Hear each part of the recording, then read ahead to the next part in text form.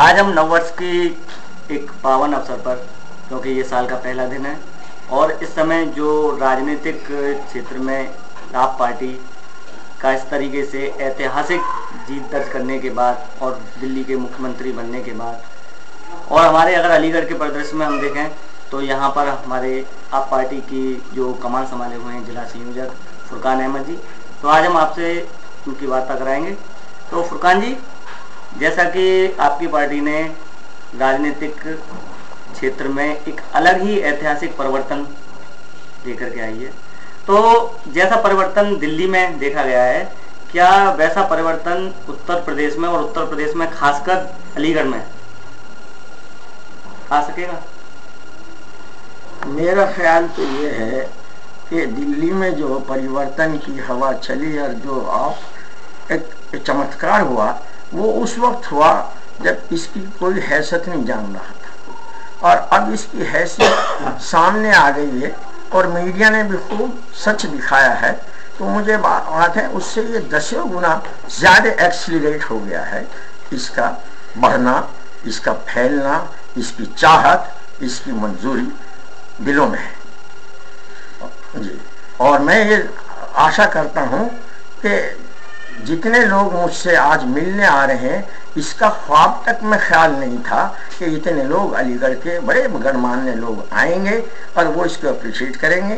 और इसकी वजह एक ही है कि हमने एक नारा बहुत ही दिया है जिसकी चाहत सारी पब्लिक में थी कि इसमें ईमानदारी हो, सादगी हो, भाईचारा हो, समता हो, समझदारी हो, ये सब हमारे यहाँ असूल हैं और इन्हीं पे हम चल के गवर्नमेंट बना रहे हैं। हम झूठे वादों पर नहीं रुकते, यानी विश्वास करते, हम तो सच्चाई पे विश्वास करते हैं। और हमारे तो नेता भी यही कहते हैं, बोलो कम करो ज़्यादा। हम बड़े बोल भी नहीं बोलते, जो करना होता है वो कर देते हैं और फिर उसका प्रदर्शन होता है और पब्लिक अप्रिशिएट करती है। हमारे पास जुग दर जुग मेंबर बनने आ रहे हैं और बड़ी बड़ी इन सारी जो राजनीतिक पार्टियां हैं, जैसे बीजेपी है, कांग्रेस है, एसपी है, बीएसपी है, सभी के लोग इस वक्त हमारे से मिल रहे हैं और वो इसकी ख्वाहिश जाहिर कर रहे हैं कि इस पार्टी को हमें आगे बढ़ाना है। इसलिए हम अपनी पार्टियों से नाम छुड़ा के आए हैं। लिहाजा हमने अखबार में भी कई लोगों के नाम दिए हैं और वो आए हैं और मुझे उम्मीद है कि यूपी हमारी होगी। फुरकान जी, जो लोकसभा चुनाव आने वाले हैं, तो क्या आपको दिल्ली हाईकमान से यहाँ के लोकसभा चुनावों की तैयारियों को लेकर के किसी भी प्रकार के निर्देश प्राप्त हुए हैं कि इस तरीके से तैयारी की जाए? जी, तो आ रहे हैं, निर्देश देने वाले आ रहे हैं। एक तो आज भी आए हैं कुवैत से इस्तीफा देके, और वो बहुत काम करते दिल्ली में, उन्हें लगाया गया है, मेरे पास मिले हैं। और दूसरी बात ये है कि उस दिन भी निर्देश दिए गए थे, यूपी की सभा हुई थी हम लोगों के कॉन्स्टिट्यूशन क्लब में, और उस वक्त भी संकेत दिए गए थे कि 30 सीटों पर तो हम बिल्कुल फैसला कर चुके हैं, यूपी में लड़ेंगे। तो हमने ये कहा था कि अभी 30 सीटों पर नहीं, बल्कि ये 50 से भी ज़्यादा जाएंगे। हो सकता है कि हम भी राजस्थान की तरह सभी सीटों पर खड़ा कर दें।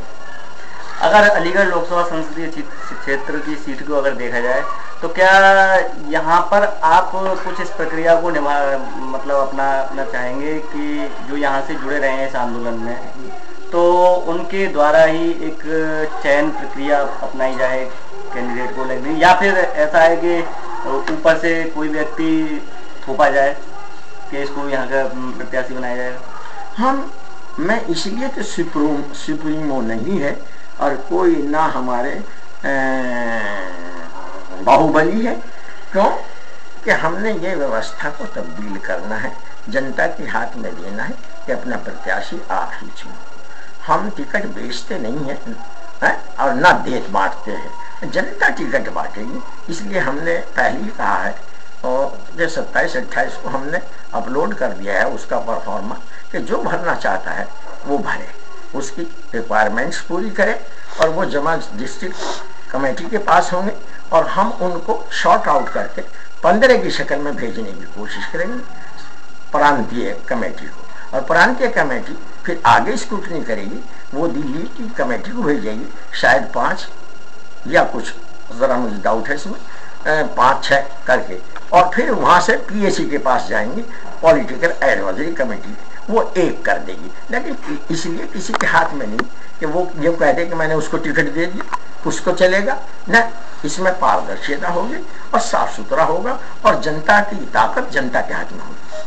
बसपा और सपा ने क्योंकि यहाँ पे अपने प्रत्याशियों की घोषणा कर दी है, और 20 तारीख के लगभग बीजेपी भी अपनी घोषणा करने जा रही है, तो क्योंकि चुनाव नजदीक है, तो आप पार्टी कब तक की संभावना है कि वो अपने प्रत्याशी यहाँ पर घोषणा करेगी? ये 10-10, 20-20 साल की नहीं, 150 साल, 135 साल की पार्टियां हैं, ये चाहे जैसे कर दे। हमारे तो अंडे में बच्चा पड़ रहा है, हमें तो बहुत ही एहतियात से अभी पौधा लगाया है, अभी छोटा है, हमें तो इसलिए बहुत एहतियात से फूंक फूंक के कदम रखना है। हम इतनी जल्दी नहीं कर सकते, क्योंकि जनता का फैसला है। इन्होंने तो पैसे लिए और डिक्लेयर कर दिया, जिसको चाहे उसको बना दे, सुप्रीमो है, उनको कौन चैलेंज करने वाला। पर हमने तो वादा किया है जनता से, हम उस वादे को नहीं भूलेंगे किसी स्टेज पे भी। मैं चमन शर्मा, cityarticle.com के लिए प्रशांत कुमार कैमरामैन के साथ। धन्यवाद।